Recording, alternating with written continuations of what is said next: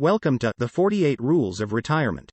Today we examine retirement rule number 19, use pyramids to travel cheaply.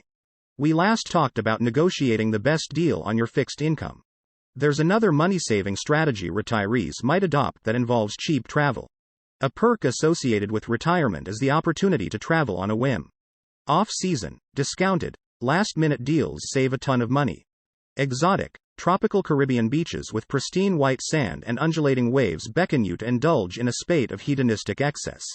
It's time for fins, swim trunks, snorkels and suntan lotion, time to play retirement travel catch-up. This sounds good in theory. However, despite the seductive lifestyles of the rich and famous enticements, the old fixed income conundrum will compromise your travel. I'm inventive, and it helps to harbor no shame. I will share my crafty, fail-safe method for retired travel at minimum cost. It's predicated on the old pyramid sales scheme. The concept is simple. The trick is to remain at the top of the pyramid. The strategy involves the use of spare time to your advantage. Others might not see it the same way, but remember, stay on top of the pyramid. Over the years, you have accumulated friends and relatives scattered over the Rand McNally Atlas. I have designed the form letter, which, with a few minor adjustments, will conform to your specific needs. This technique expedites cheap vacation travel for years to come. At most, it will cost you a few postage stamps, if you prefer to communicate via snail mail. Use this letter as your template. Dear, fill in the blank. From our recent Christmas card, you know that my wonderful wife and I are now happily retired and able to spend quality time with valued friends and cherished relatives. I have begun work on a long overdue project. A book on the history of, insert one of these items. Our family, our friendship, our mutual interests, of course. Your input is vital to its success.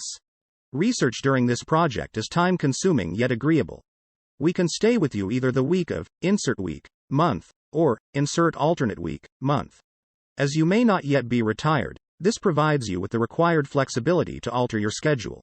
Please indicate as soon as possible which week is the most convenient. We truly look forward to this extraordinary opportunity to spend quality time with you. Please be aware that my spouse dislikes meals fashioned from a tofu base. Perusing the aforementioned atlas, my spouse and I will sequentially sponge off friends and relatives from Alaska to Florida.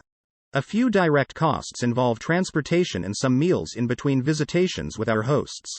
However, if your fixed income is a serious hindrance with these costs, you might insert the following optional paragraph.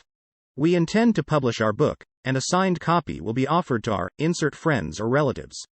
Publication involves significant expense, and a fixed income limits us. We can offer you an unprecedented opportunity to reserve a limited edition copy in advance at a deep discount. Books will normally retail at $29.95.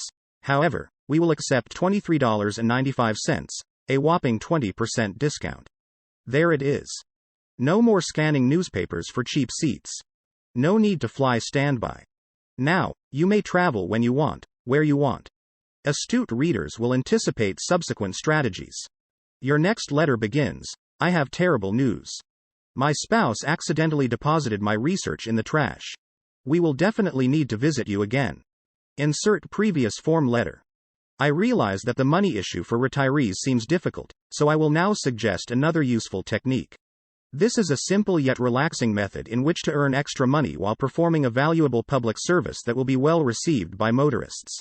It requires two retirees who work well together, so it's an opportunity for you to associate with a like-minded friend. After you make some money, you might like to treat yourselves to a special reward, say a piece of chocolate cheesecake and a cappuccino. This technique is based upon a newspaper report I read that involved two entrepreneurial 12-year-old boys from Alberta.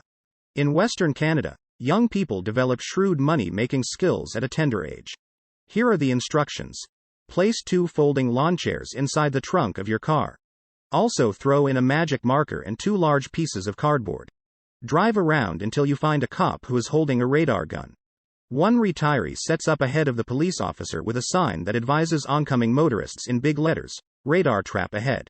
The accomplice moves farther down the road from the police officer with another sign in big letters that reads, radar trap warning tips. Be prepared to collect a bucket full of money. You will save the average speeding motorist around $80.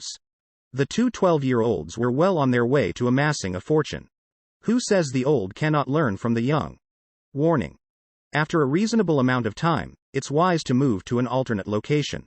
There's no need to assist motorists in one exclusive area, and the lawman might get suspicious from reduced business. Today's retired affirmation: I am the architect of my life. I build its foundation and choose its contents. It's not my fault that I forgot to follow the building code and that I chose the cheapest materials. Get ready for retirement rule number 20, soon to come. Thanks for watching.